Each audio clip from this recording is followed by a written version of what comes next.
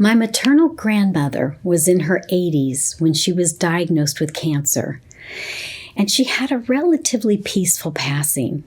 She was able to be at her home under my mother's care, and her pain was controlled pretty well with medication. I had a maternal great-grandfather who was somewhat frail but seemed pretty healthy, and he announced to my mom one night that night he was going to die. Since he was in pretty good health, my mom didn't believe him, but the next morning she found him dead in his room. We don't know how he died or why, but he seemed to have passed peacefully. But end-of-life experiences are not always peaceful. My paternal grandfather lived into his 90s, and in his last few years, there were caretaking issues because of his loss of mobility, and he started having some issues with dementia. I was in junior high school at the time, and I have memories of him yelling angrily at my mom about things that were fabricated in his own mind. And his caretaking was draining my mom's strength. My father died in 1997 from lung cancer, and it was awful. He had terrible, scary episodes of not being able to get his breath. His only peace was when he was sleeping, which thankfully was more often as he neared death. But the worst personal experience I've probably had was watching my husband succumb to ALS, also known as Lou Gehrig's disease. For a period of about 9 months, he literally wasted away, and his last weeks were horrific. By the end, he couldn't get out of bed without help. He couldn't talk, and he could barely swallow. He was weak and emaciated and in pain. So I've witnessed peaceful death, and I've witnessed terrible death. And the ethical issues that arise at the end of life are not easy. For the next couple of episodes, we're going to be talking about those ethical issues. To learn more, join me for today's episode of All Things Apostolic.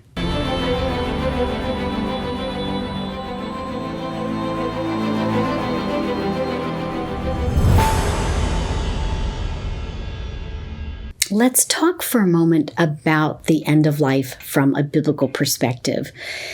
First and foremost, human life is made in the image of God. It is a sacred gift and a basic and intrinsic good. Therefore, innocent life, and I do emphasize the word innocent life should not be taken intentionally. This view of human life as an intrinsic good is the basis for the insistence on equal rights under the law and equal respect for human dignity. And this intrinsic good is not dependent on a person's ability to function. In regards to death, we know that death came into the world as a result of sin. But now it is a normal and natural part of a person's life in this world. In a sense, death is both an enemy and a normal part of life. But because of the death and resurrection of Jesus Christ, death is a conquered enemy. This is a really critical point. For a person who is saved, death is a conquered enemy, so it does not need to always be resisted. So we care for people and we help them through the dying process, but we don't always have to do everything to stave off death, especially when it involves no more than simply delaying an inevitable death. In general, when the dying person's prognosis is very poor and further treatment is futile or more burdensome than beneficial, death can be welcomed, especially when someone is entering into a beautiful eternity with Jesus. But that doesn't mean that suicide is okay, and we'll talk more about that in the next episode. Generally, there are 3 ways that a physician can be involved in the death of a patient: termination of life support, physician-assisted suicide, and euthanasia. We're going to be examining each one of these, and each of them progressively involves more by the physician, a more role by the physician in the patient's death. Based on the biblical principles that innocent life cannot be taken and the timing and manner of someone's death belong to God alone, that suggests that removing life support may be okay because death is allowed to run its natural course. But physician-assisted suicide and euthanasia are more problematic. For today's episode, we're going to focus on the termination of life support. It used to be called passive euthanasia, but it wasn't really an appropriate term because it isn't passive. It is deliberate.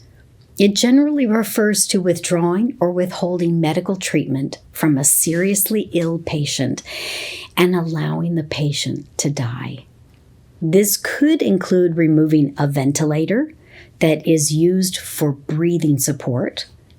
It could involve removing feeding tubes for nutrition and hydration, or not doing CPR. The case of Karen Ann Quinlan in 1975 was the first time that a U.S. court ruled on the legality of terminating life support.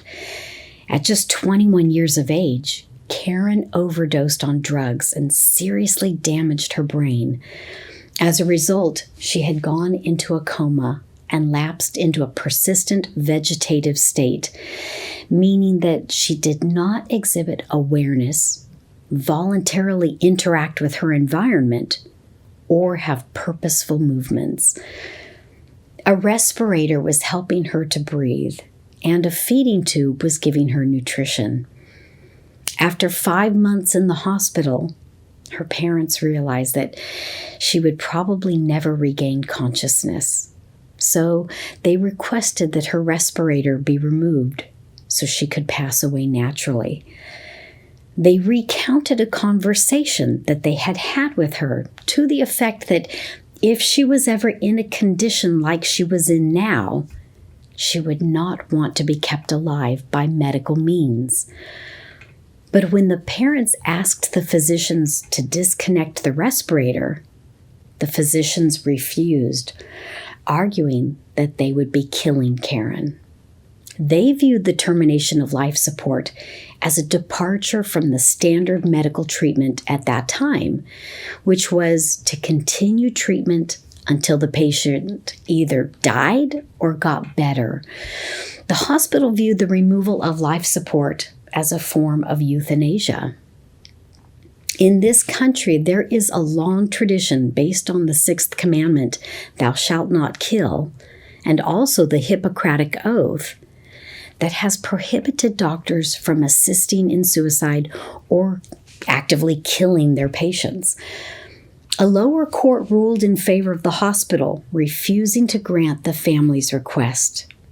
However, the decision was appealed to the New Jersey Supreme Court, which reversed the decision, allowing the removal of the respirator on the basis of the right to privacy, which they ruled allowed the family to make end-of-life decisions for loved ones.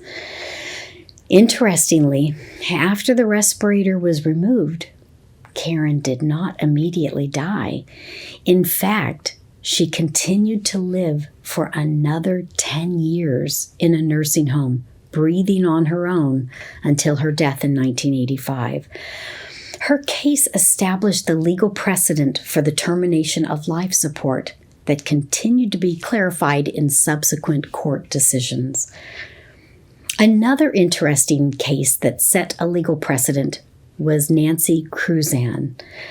As a result of a tragic auto accident and massive head injuries, Nancy was left in a permanent vegetative state. All higher brain activity had stopped, and only her involuntary functions such as heartbeat, breathing, and digestion, all functions regulated by the brainstem, continued. She had to be given life-sustaining food and liquids through a tube surgically inserted into her stomach. She was only in her late 20s. So it was possible that she would live in this condition for years or even decades. After Nancy was in this condition for roughly 7 years, her parents realized that she was not likely to regain consciousness. Her medical condition was irreversible, and the cost of giving Nancy care under these circumstances was very high. So her parents requested that the feeding tubes be removed and she be allowed to die. This case was slightly different than Karen Quinlan because Nancy's case dealt with the removal of feeding tubes, which some people considered basic care and not medical treatment. The lower court ruled in the favor of the parents. But then the Missouri Supreme Court reversed the decision. The case went all the way to the U.S. Supreme Court, which upheld the decision by the Missouri Supreme Court.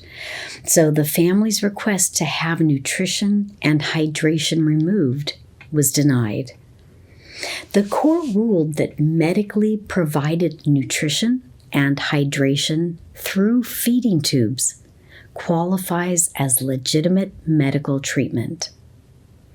However, the decision opened the door for feeding tubes to be withdrawn or withheld if someone ends up in a permanent vegetative state, if they requested it in advance.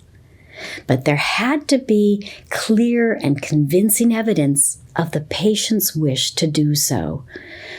The court ruled against Nancy's parents because the court didn't believe that there was clear and convincing evidence. However, Nancy's parents gathered additional evidence from Nancy's coworkers and roommates, verifying that she did not desire to be kept alive artificially. And when this evidence was presented to the lower court felt that the clear and convincing argument required by the Supreme Court had been met, and they allowed the feeding tubes to be removed. Nancy died within 2 weeks of the removal of the feeding tubes. So the courts have ruled that the decision to remove or withhold life support is legal. But is it moral? Not in every circumstance. For example, if a person can fully recover from an illness and they just need the ventilator temporarily for breathing support, then obviously it would be unethical to either withhold or to remove the ventilator. Or if CPR could possibly save a person's life, then it would be immoral to withhold it. Now, let me make a quick but important distinction between withdrawing and withholding treatments. Ethically, if it is acceptable to withdraw a treatment, then it is acceptable to withhold that same treatment. There is no significant moral difference between the two, unless, for example, you want to offer a treatment in the hope that that person recovers. But you are not morally obligated to do so. And withholding a treatment once it has begun can be more emotionally difficult for family members because they feel like they are causing the death of their loved one if they withdraw it, when they are actually letting nature take its course. When life-sustaining treatments are removed, the physician does not necessarily cause the patient's death intentionally. And this is really an important distinction.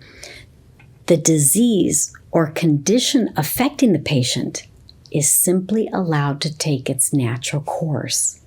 Thus, the disease or condition is responsible for the patient's death, not the doctor and not the family.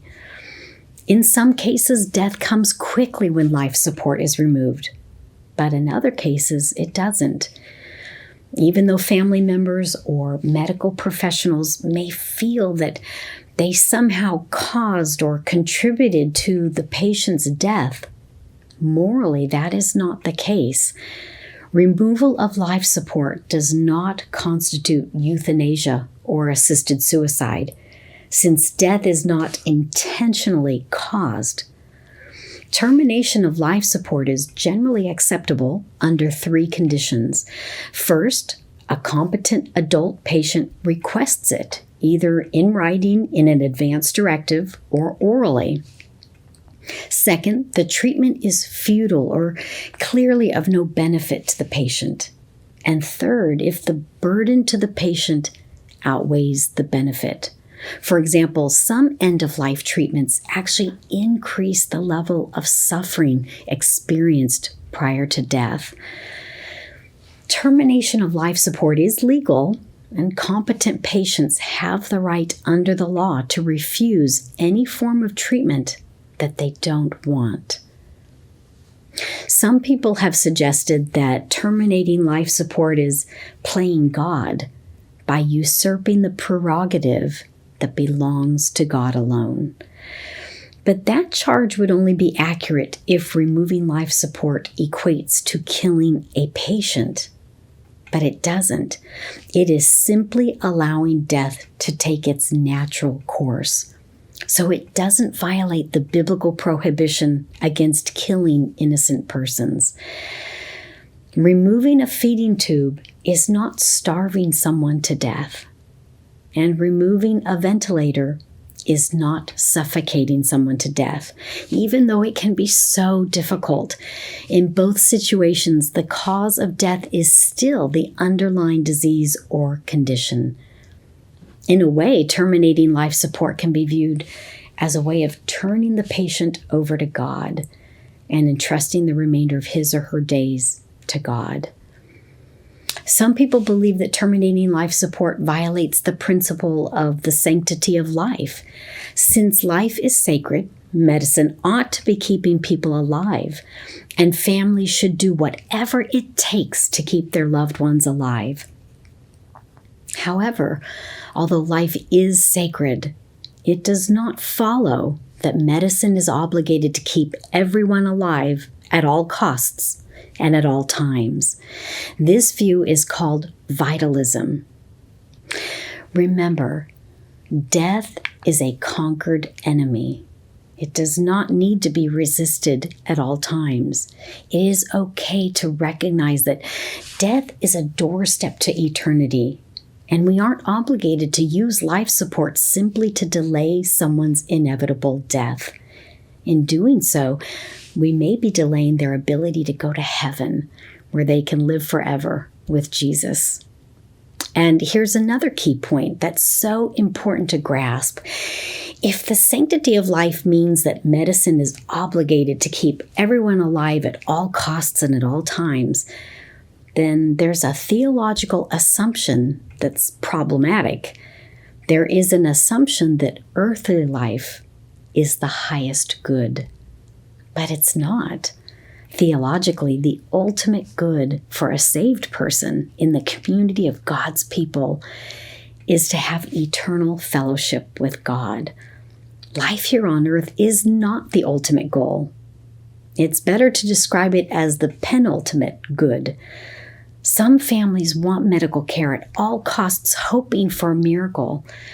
But sometimes the miracle is that their loved one joins Jesus and receives complete healing in heaven.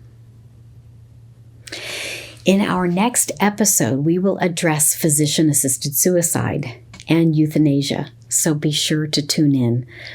Thank you for joining me for today's episode of All Things Apostolic. And until next time, take care and God bless.